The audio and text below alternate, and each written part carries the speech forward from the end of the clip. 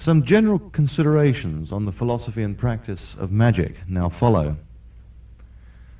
The effectiveness of magic depends heavily on the skill and subtlety of those performing it, and on the careful choice of and preparation for a desired effect. In general, one should try and bring about events which have a measurable probability of occurring by chance alone, and one should not be too proud to do everything possible on the physical plane to help it occur. Thus, magic should be something thrown in to tip the scales of chance in one's favour when all possible physical action has been taken. By neglecting to maximize the probability on the physical plane, one sets up an internal conflict in which magic is expected to make up for poor preparation. Thus, in divination, one should not shy away from first exhausting all mundane sources of information that might be relevant, and in enchantment, assist the spell both before and after casting by all possible ordinary means. The purpose of performing magic is not to test the efficacy of magic. If it is performed in this spirit of challenge, the subconscious challenge for it to fail will be the only result which manifests. Magic is to be performed to get results, and even if one at first achieves results only a little better than chance, then it at least provides an edge which can be turned into a considerable advantage if subtly employed. One should always look for an avenue of reasonable probability through which chance can be bent towards desire. For example, the probability of spontaneously materializing a substantial fortune is rather low, and even doubling that probability by magic is unlikely to lead to success. On the other hand, even a small advantage in gambling or business can produce a decisive effect. Similarly, divination should be regarded as a means of distinguishing the correct information from amongst those alternatives of which one is aware or able to imagine. In magical acts of illumination, it is better to conjure initially for modest, specific improvements, or even arbitrary changes to oneself, rather than for ill-defined or grandiose modifications. Although the lore of magic is peppered with tales of really extreme and improbable events, remember that even the best of the magi rarely pull off more than a dozen such events in a lifetime. The aspiring magician should seek to work on the simpler schemes first, and to immerse himself in the belief structures of magic, and the really great acts of power will gradually begin to manifest in his work. At any time in life, but most commonly in late youth, when we have the vague intuition that there is something profoundly bizarre and inconsistent about life, the universe, and everything, there may suddenly be a horrifying or ecstatic certainty that one's own self is illusory and that reality is also an illusion. One's carefully defended identity seems to be a pointless pretense and an empty shell. The world becomes a cacophony of meaningless sensations. Most people will reject this initiation and manage to fill their lives and identities with sufficient concerns until perhaps an awareness of mortality reminds them of it again. Those who do drink the poison must seek stronger medicine or become sick or mad. Rational materialism is the least powerful of the antidotes, little more than an assertion of the reality of the ego or self-image and the reality of physical objects. Yet it works for some, and if they pursue it rigorously, they may become that much more effective in philosophy and science for the serpent's kiss. However, it does impart a veiled destructiveness to these endeavors. Religion and mysticism offer a different form of medicine. Transcendentalism is the acceptance of the emptiness of self and the unreality of phenomena as symptoms of our temporary estrangement from some greater fullness and reality, be it nirvana, God, or enlightenment. Those with a particularly deep terror of extinction and nothingness become the most passionately religious and mystical, precisely because that negation is always with them. Finally, There are those brought close to death by the serpent's bite, and those who found in the poison itself a source of freedom and laughter. These are the potential magicians. Debilitating and depressive maladies with no obvious cause were recognized as a shaman sickness in the old hunter-gatherer societies. If the sufferer could rebuild his identity or spirits, and hence his bodily health, with or without help from other shaman, then he could become a shaman himself. In our own culture, there is too much symptom-suppressive medicine, and there are too many subcultural identities available for this tradition to have survived. However, there are many who do become magicians after a struggle with illness, typically asthma, or after a struggle with the temptations of suicide. For some candidates, the serpent's bite is an ecstatic awakening, and they proceed directly to a purely magical answer without suffering. If the self is an elaborate pretense, and the world is without a fixed meaning, then one is free to be anybody and do anything. Such freedoms equip one well for the theatre or espionage, or if one has a taste for tampering with the fabric of illusion itself, magic. After the absurdity and eventual collapse of their empire and class system, the British have often only the most tenuous grip on any kind of credible identity. And it is unsurprising that such a high proportion of notable spies, actors, and magicians should emerge from that race. Of course, there are many people who look to magic merely as a means of augmenting their lifestyle whilst retaining an essentially materialist or transcendental worldview. The materialist who dabbles in the occult is usually looking for something transcendental. He never finds it because no proof or refutation of parapsychology really implies anything at all about the existence or non-existence of anything transcendental. Transcendentalists who dabble in magic usually obtain results as spectacular as they are useless. Quite quickly they are surrounded by demons and spirits, powers and principalities, and notebooks full of outlandish visions and communications. Soon, they are alternating between excessive humility and megalomania.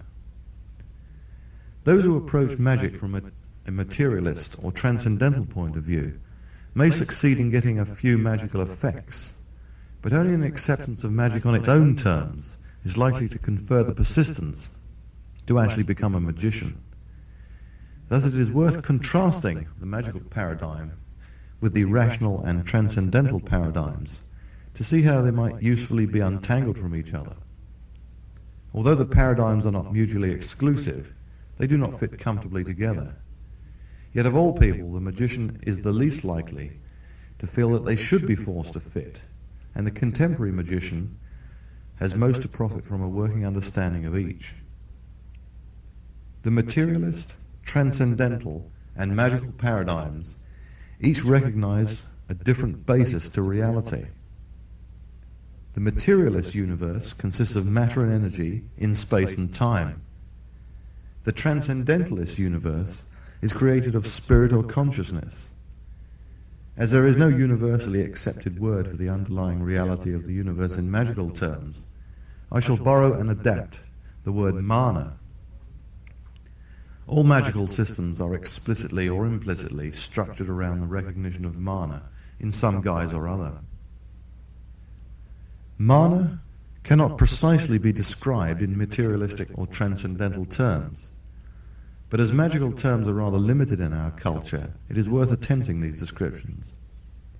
Mana, in materialistic terms, is the information which structures matter, and which all matter and thought is capable of emitting and receiving across space and perhaps time. Mana, in transcendental terms, is a sort of life force present to some degree in all beings, objects and events, and able to act between them. In magical terms, mana is the power which shapes phenomena, and which phenomena emit to shape other phenomena. It is also knowledge, in the sense that the shaping power imparts information. Mana is not synonymous with consciousness in the transcendental sense. Consciousness is no more than a word used to describe the sensation arising from mental activity. Mana is analogous to spirit only to the extent that spirit is taken to imply communicated information. Mana is not an attribute of matter, rather it is the other way round. Matter is the way in which mana most commonly appears to us. The so-called scientific laws of the material universe are an expression of mana. From a magical point of view, the laws of nature are incomplete. Future events are not entirely determined in advance. Mana acts chaotically within those arbitrary limits it has already invented. Thus mana is creative and unpredictable in those situations where there are insufficient mana conventions to determine what will happen. And this includes everything more complex than clockwork. And it is here that magic or mana projection can be used to force the hand of chance. Divination must always be difficult or subject to large inaccuracies, because many aspects of the future are indeterminate. The decision to develop one's psychic powers primarily for enchantment, which is making things happen, rather than for divination, is a large part of actually becoming a magician. At many points in its history, magic has been heavily contaminated with mystical and religious beliefs. The term chaos magic is used to designate a philosophy of pure magic, unadulterated with transcendentalism. There are two basic principles underlying it, and these give structure to the magician's identity. The first is that mana is spontaneously self-creative. Mana creates itself in the manifestation of phenomena and events, and having created arbitrarily, tends to stick to a pattern. Thus the universe is arbitrary within arbitrary limits. There are ultimately no reasons for the laws of the universe. They arise chaotically and take on the appearance of causality by repetition. Now these arbitrary limits are less confining than most people think. The sun will rise and water will still run downhill tomorrow, but much of what will happen is at this moment still undecided. For the magician, the core of the microcosm and macrocosm doctrine is that man and the universe are both based on the random, chaotically creative powers of mana, and that both have considerable power to exercise that freedom. Thus, in the magical paradigm, there is no need to debate free will versus determinism. Any sufficiently complicated system will exhibit some random behavior, and if we choose to identify with our random behavior and call it free will, then we should be prepared to affirm that the weather, for example, also has a degree of free will. All this soon leads the magician to the recognition that it is he who has effectively created much of his own universe by investing or withdrawing meaning or belief in various parts of the surrounding reality. This is likely to lead the magician, particularly the younger magician, into some fairly extreme forms of behavior as he tests his mana against that of the arbitrary conventions in the environment. A certain perversity, iconoclasm, and antinomianism is likely to colour his extreme individualism. He is as likely to experimentally deify some rough-hewn fetish as he is to desecrate what others hold sacred. To survive in this mode requires a considerable lightness of touch. A huge sense of humour is all that stands between the magician and social ostracism or madness. He would be the first to proclaim that when the possibilities of common sense prove insufficient, one can often make nonsense deliver the goods. The second core principle of magic is also subsumed within the microcosm and macrocosm doctrine. Because mana penetrates everywhere, all parts reflect the whole, and the magician is at least potentially in instantaneous two-way contact with all phenomena. In practice, a magical link is required. The magician must possess some image or memory or a connection to some material substance through which mana can operate. Mana operates between phenomena of similar type. Transmitter and receiver must share common characteristics. Like attracts like.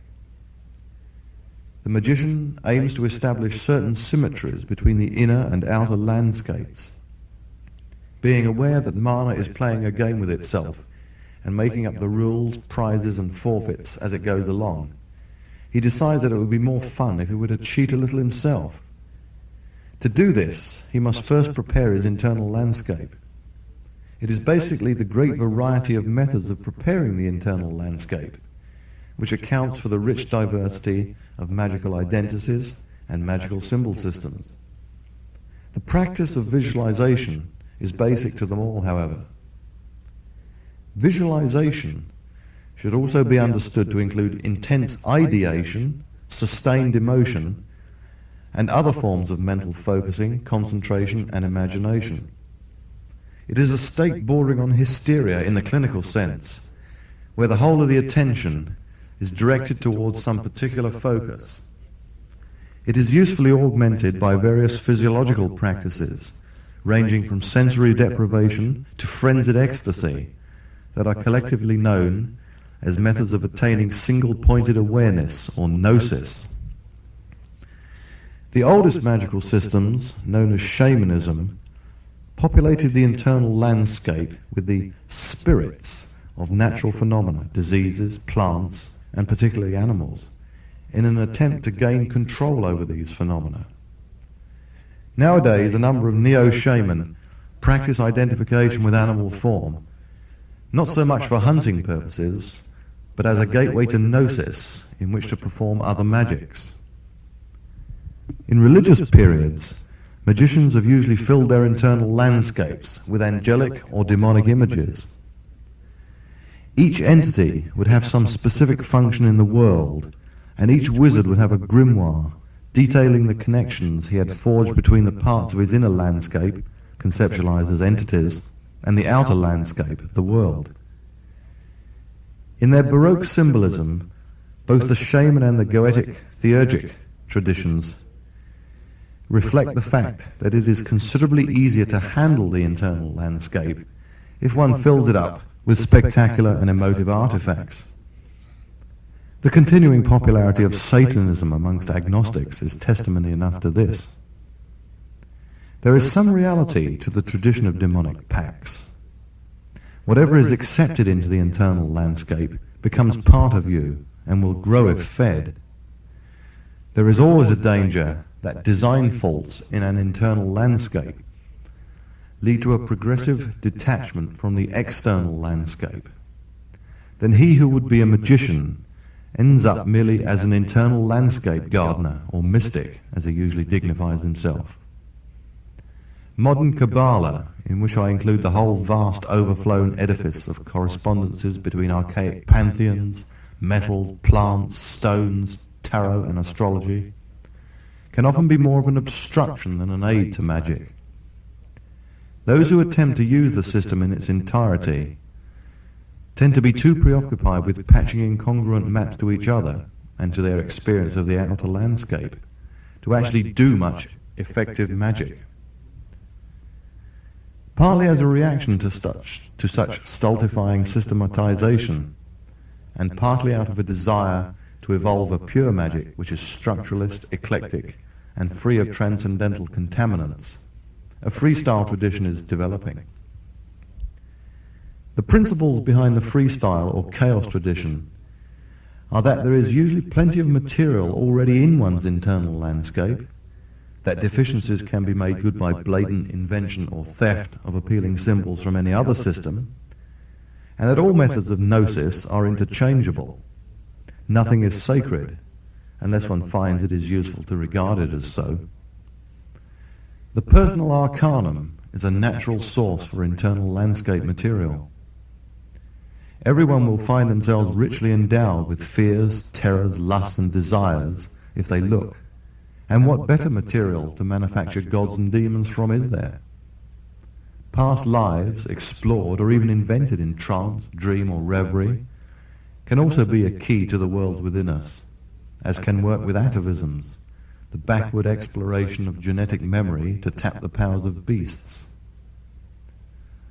To re-establish participation in natural phenomena the magician may need to re-mythologize his internal landscape. It is easier to call down lightning or quell a sea storm via one's concept of Thor or Poseidon than it is by direct will alone. The reason for this, and indeed for the oblique nature of most spells in general, is that our unconscious is far better at magic than our conscious mind. Sigils, spell procedures, and entity visualizations keep the conscious mind occupied with a complex tangential activity while sending a simple message, insulated from conscious interference, to the mighty subconscious. Some magicians find it expedient to create fetishes and visualizations of machine entities for psychic interaction with computers or complex and temperamental mechanical devices. The same principle applies to divination. The conscious mind is deliberately preoccupied with manipulating a net of symbols in which clairvoyant messages from the psychic subconscious can be caught. The subconscious is a highly imprecise term drawn from materialist psychology. Nothing is ever forgotten, but some things are more easily recalled than others. There is no serviceable magical equivalent, because magicians never found such distinctions of this type useful. Nevertheless, the doctrine of the subconscious is a useful way of reminding the rationalist that there is more to him than his ego admits. As sunlight obscures the stars by day, so does wakefulness obscure the fact that we are still dreaming. Any serious exploration of the possibilities of the internal landscape should eventually force the magician into the materialization that he is more than a single being. The rational ego of materialist psychologists and the single soul or God of monotheist religions are merely tricks we have been taught to make us more predictable and controllable. The fact remains that when one is angry, lustful, terrified, in love, or 10 years older or younger than one is, one no longer is who one is at present. The magician, who may at times experience himself as the horned god, a bear, an empty void, a spirit medium, or a businessman, should come to realize that there is no fundamental need for consistency. Once free of the illusion of self, he does not need to rationalize his activities into a consistent ego pattern or order them into a spiritual unity. It must be said that many magicians, perhaps the majority, effectively abort their further development by making a disastrous mistake here. During his career, a magician will accrete various secondary identifications to match or balance his personality. Thus he may work in the magus, teacher, light, charismatic mode, or the joker, initiator, dark, reclusive mode, or a mixture of these. This will affect his tertiary identifications, which are basically the lifestyle and symbolic system he chooses. The secondary and tertiary identifications are merely tools which the magician uses, and not in themselves of any danger to the magician. A primary identification is made when the magician accepts some goal or power or ideal as absolute and outside of himself. In technical terms, this mistake is known as discovering one's holy guardian angel. The magician becomes a tool of his obsession. Beyond this point, the magician can make little progress. He has lost his fluidity because he has filled or obscured the creative, magical, chaotic void at the center of his self with a partial and artificial conception. In effect, he has simply become a transcendentalist or ideologue by a very roundabout route, even if he still dabbles in magic. But for the true magician, nothing is true and everything is permitted, which is to say that all ultimate truths are lies, and that anything he does is justified simply by his doing it. By accepting that he is a colonial being, the magician is able to unlock the wealth within. He whose name is Legion can do anything, and that is, of course, what the priests and politicians have always been afraid of. When first using the Cthonos Rite tape, It is best to listen to the meditation without actually performing it initially. Thus you will form an idea of how long each sequence takes and a familiarity with the sounds which accompany each part. Persons of an excessively nervous, paranoid or superstitious disposition are cautioned against the use of this tape, and its creators accept no responsibility for accidents associated with its use. The Cthonos Rite tape should not be used with a Walkman whilst in motion. This is a declassified 3rd and 4th degree conjuration of the magical pact of the Illuminates of Thanateros. The pact is a chaos magic organization. Chaos magic is distinguished from other forms of magic by a number of principles and practices. Foremost amongst these is that an altered state of consciousness, known as gnosis, attained by meditative or ecstatic procedures, is essential to magic. Secondly, that it is the unconscious rather than the conscious mind which affects magic. Thirdly, that belief is to be regarded as a technique rather than an end in itself. And fourthly, as a corollary of this, that systems of belief and symbolism should be chosen to suit the needs of the work in hand. Thus the chaos magician strives to enter that paradigm in which nothing is true and everything is permitted. The Cthonos Rite is a tape-assisted operation of astral magic.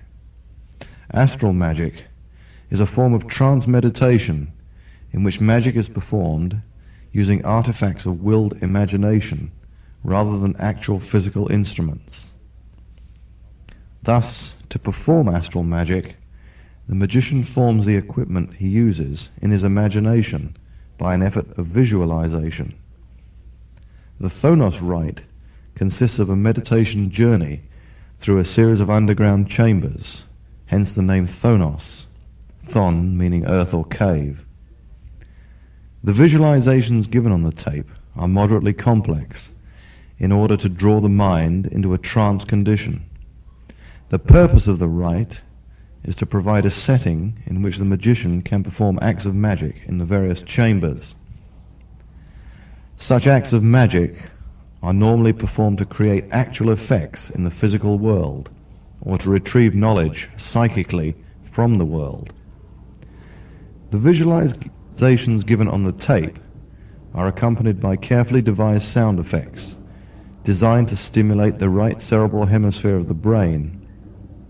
It is this part of the brain which is most involved in trance, meditation, visualization, creativity, inspiration and magic, as well as music.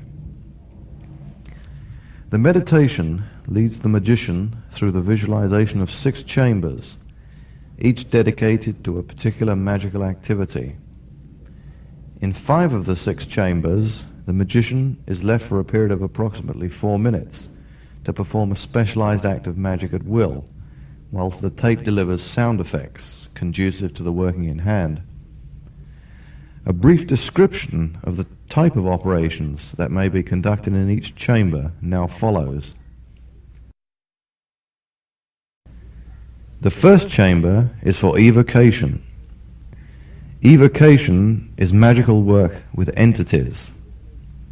Entities are semi-sentient beings which are either created by the magician or, in the case of pre-existing entities associated with other life forms such as plants and animals, contacted by the magician. Although entities are not composed of physical substance, they are conveniently handled by visualizing them in the shape of homuncular or bestial creatures. Entities are usually created or contacted so that they can be directed to make effects occur in the world or seek out knowledge for the magician. In the evocation chamber, the magician reviews those entities he has used in the past, dissolving or banishing those no longer required, as well as creating or evoking new ones, and directing them to their specified purposes. For the scientifically minded, entities may be regarded as semi-independent parts of the magician's subconscious, which the consciousness exerts a degree of control over by visualizing them as actual creatures or beings. This belief does not limit their activities to the realm of psychology. The mind, and particularly the subconscious, is quite capable of interacting directly with reality by magic. In the case of pre-existing entities associated with other naturally occurring life forms, the act of contacting an entity may be regarded as establishing or awakening the entity's powers within the magician's subconscious. Alternatively, you may choose to retain the conventional hypothesis of spirits. The second chamber is for divination. Divination is the discovery of information otherwise unavailable by psychic means, and implies such activities as passive telepathy and attempts to unravel aspects of the past or future. Having decided what he wishes to perceive, the magician awaits the formation of some image in his mind's eye. The magician may attempt direct prescience, or he may prefer to summon an answer couched in terms of tarot or I Ching images, or some other form of symbolic language with which he is familiar. Experience has shown that it is preferable, where possible, to divine short and enchant long. Reality is stochastic and probabilistic rather than strictly causal and deterministic. Better results are obtained if one attempts to divine for events which are not too far off in time, past or future. However, when casting spells, it is better to enchant well in advance for one's chosen desires. Consider also that in performing divination, particularly for time-distant events, you may in effect be casting a degree of enchantment. You may actually be helping to create that which you imagine you are perceiving. This is the curse of prescience, and the reason for which augurers of disaster were occasionally executed. Perceiving disaster, remember it has only a probability of being actualized, and that probability can often be decreased by magical or mundane action.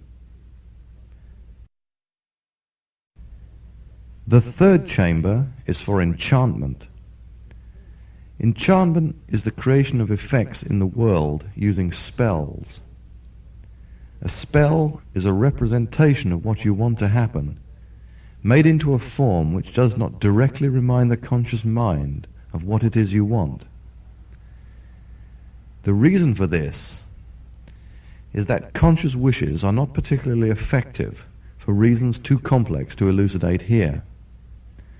However, subconscious wishes are tremendously more effective.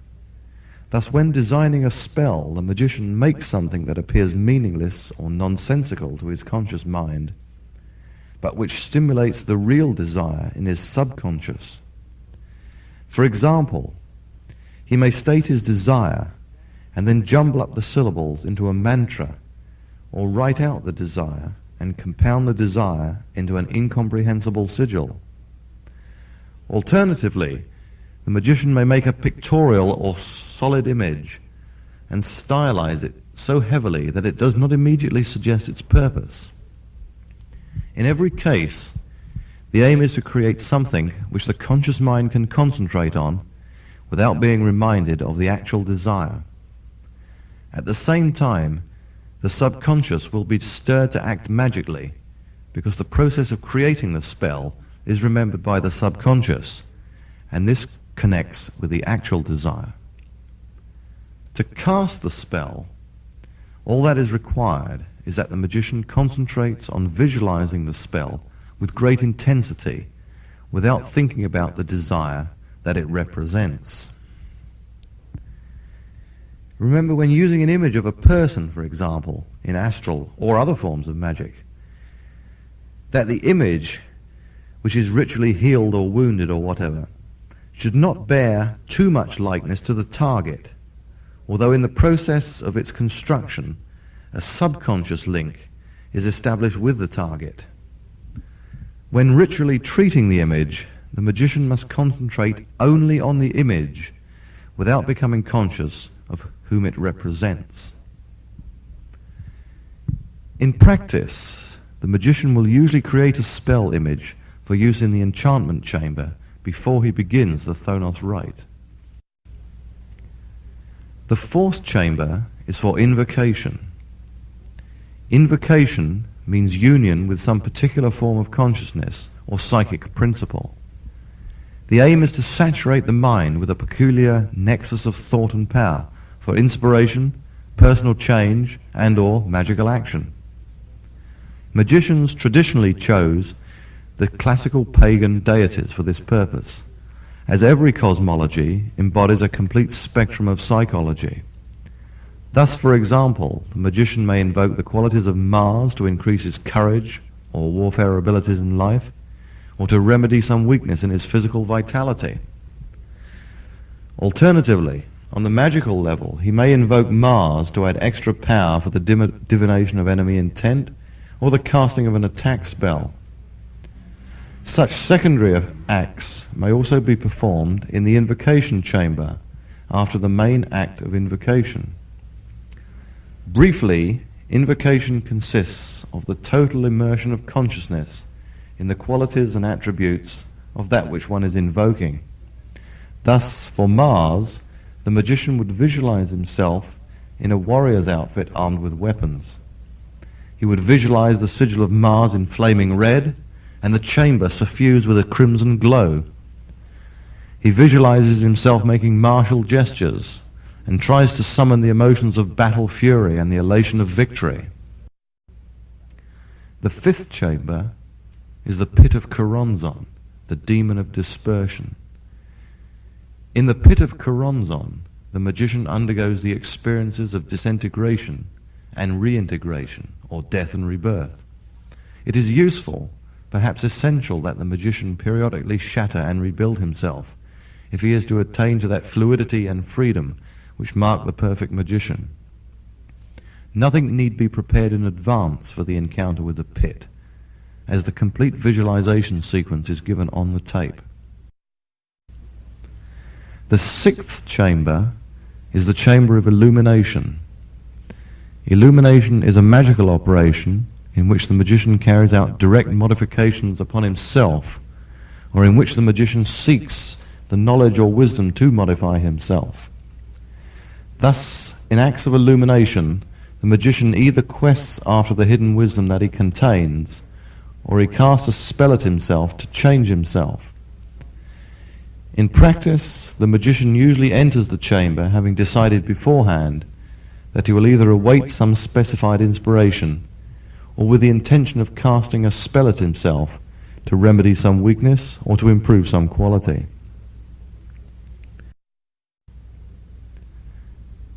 The Cthonos Rite meditation was written and narrated by Peter J. Carroll.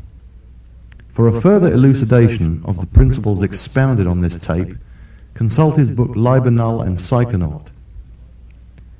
The Cthonos Rite music and sound effects were written and created by Dan Sumter, assisted by Sam Wellborn. This tape is in the copyright of Peter J. Carroll and Dan Sumter.